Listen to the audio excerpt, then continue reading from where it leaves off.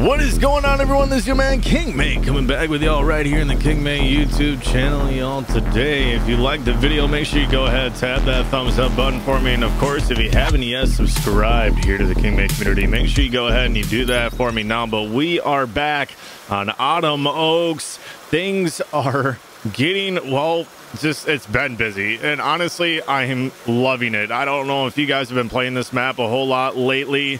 Now, don't get me wrong, there's been a couple of new maps that are out that I really want to play on, and I don't want to give anything away too much right now, but there is going to be something coming for Lincoln Creek, just so you all are aware. But for right now, anyways, we are on Autumn Oaks, as I said, and just to give you guys an update, so we did get cattle. We got our steer barn full as of right now, which I'm waiting for those cows to kind of grow just a little bit more, and then we're gonna have to sell some of them. Now, tie stall barn was full. I emptied it out. Reason being, I want to try and make sure our tie stall barn and straight up ahead here, our freestall barn is fairly empty, so we can try and get our cows, once they are grown, into there for milking. I want to make sure all of our cows for milking are in these barns to keep things as efficient as I can possibly keep it here. Now, over here in our heifer pen, this is completely full right now, and out in our main pasture out there, you guys can see our cows are out there grazing. So we got them moved out.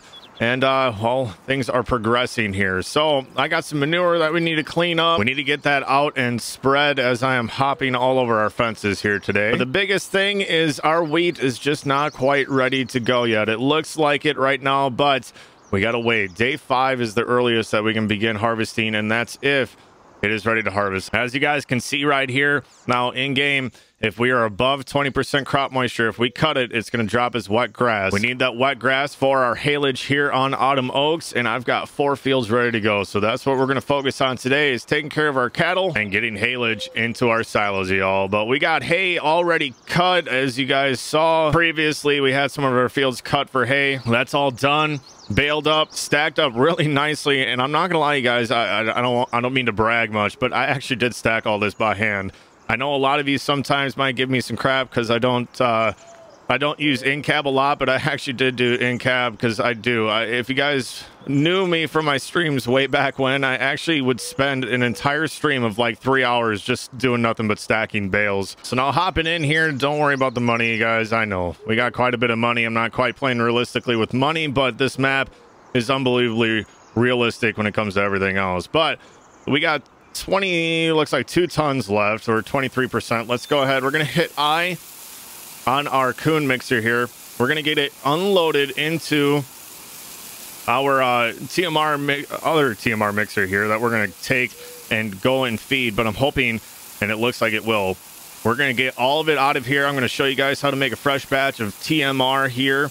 And I strongly suggest using either this coon, or, I mean, you can do it in here if you would like as well. All you got to do is back that mixer up into here. But I like using this coon because it makes things easier. But I strongly suggest y'all to make sure that you mix up TMR to feed your cattle on Autumn Oaks. Reason being is when we hop into here, and you guys can look and see the numbers that I have on here, when you feed out TMR, even though it says total mixed ration down here just on the very bottom, TMR is a mixture of all of these things together. So when you make TMR, it actually fills all 4 categories instead of having to feed them out separately. So we're going to go ahead, we're going to hit R, and we're going to start with our haylage here, our grass silage. And we're going to go ahead, we're going to let this fill up to what I figured out to be the perfect ratio right now anyways. We're going to go ahead, we're going to do 35%. Don't watch the tons, just 35% haylage right there. Now we're going to go ahead, and I've got some corn silage in there as well. We're going to go ahead, start filling on that. We're going to do 30%. So we were at 35. We're going to go ahead. We're going to go to 65% here quick with the corn silage. All right, there we go. We reached 65%. So now we're up to 5.63 tons in our mixer. And we left click, and now that is our bin just outside of this little shed area here.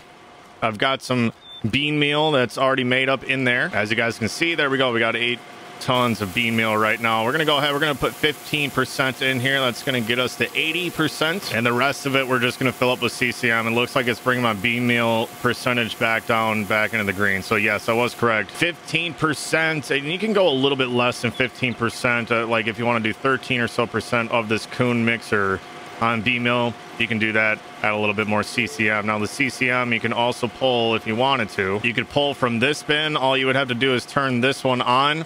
Now this auger is linked with the silo that is outside on this side of the barn. If you can see it, that blue one right there, you can go ahead, you can put high moisture corn in there from what I was understanding from Dennis, and that one is going to make cracked corn instead of CCM. These silos, put high moisture corn in, will make your CCM. But either way, as you guys can see, we are 100% full, 8.6 tons total, and we are sitting beautiful in the green with our TMR mixture. We're gonna go ahead, we're gonna hit I, and we're gonna get our TMR spreader, if you're our Pat's mixer here, we're gonna get that one filled all the rest of the way up. We're gonna go ahead, get fed out, and I'm gonna catch up with you guys after we finish up with chores here. All right, so actually after seeing our heifer barn, I know we have quite a bit of manure yet to pick up there, and there was some manure in the tie stall barn. So we're gonna go ahead, we're gonna fire up the old 7110 case Magnum here, because we're about 80% full right now.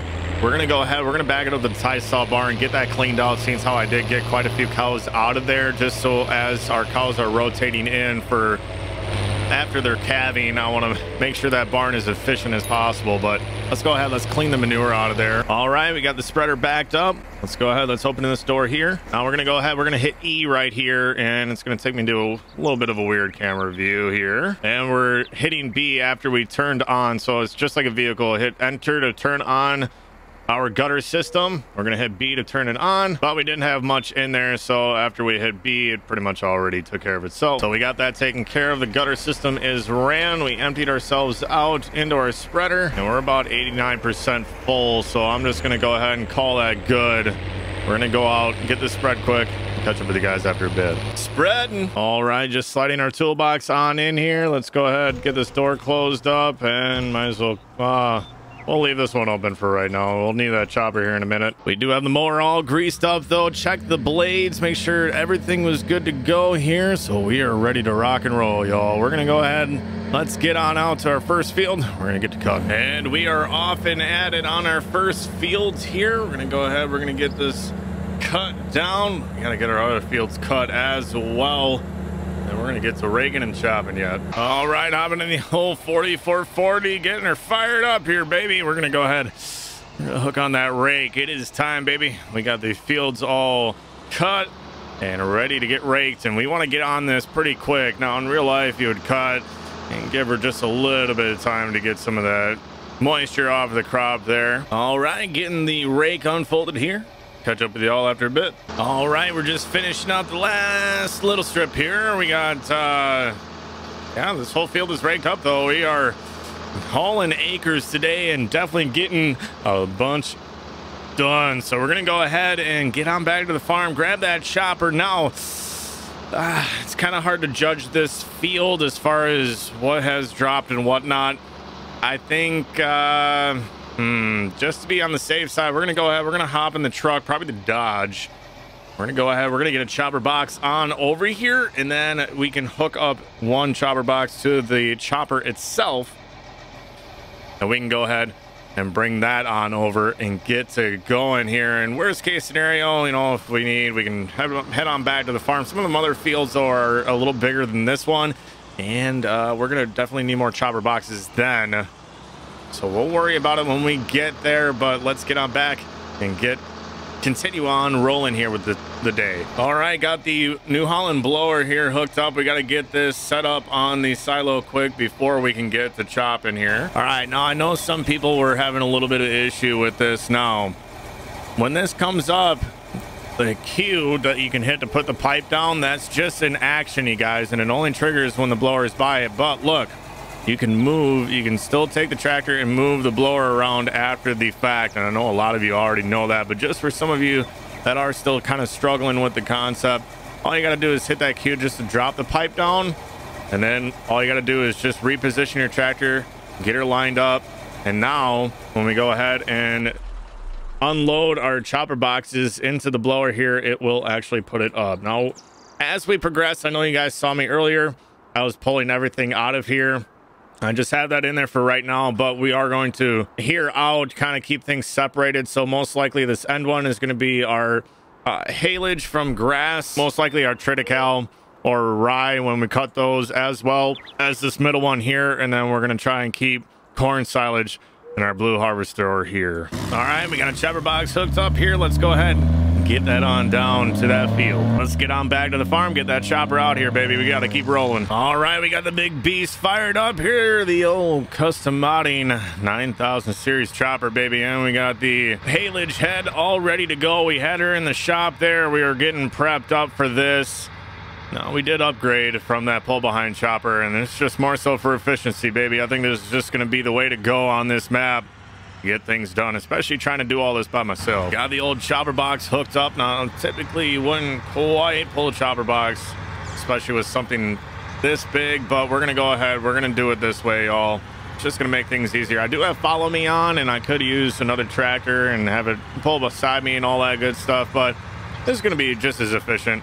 So we're going to go ahead. We're going to rock it this way, y'all. And we are off and at it, y'all. We're going to keep on going away at this today. We're going to haul acres, get our haylage done, and I'm hoping our next video, anyways, we're getting after that straw. I honestly didn't realize just the weight that we were going to end up having with that straw, but it's completely okay. We'll be able to get the straw harvested, straw bales baled up, and we're going to be set. We're going to be able to do some tillage on that field and get it prepped up for this fall so we can get it ready for doing a double cropping. I'd like to get either rye or triticale on that field.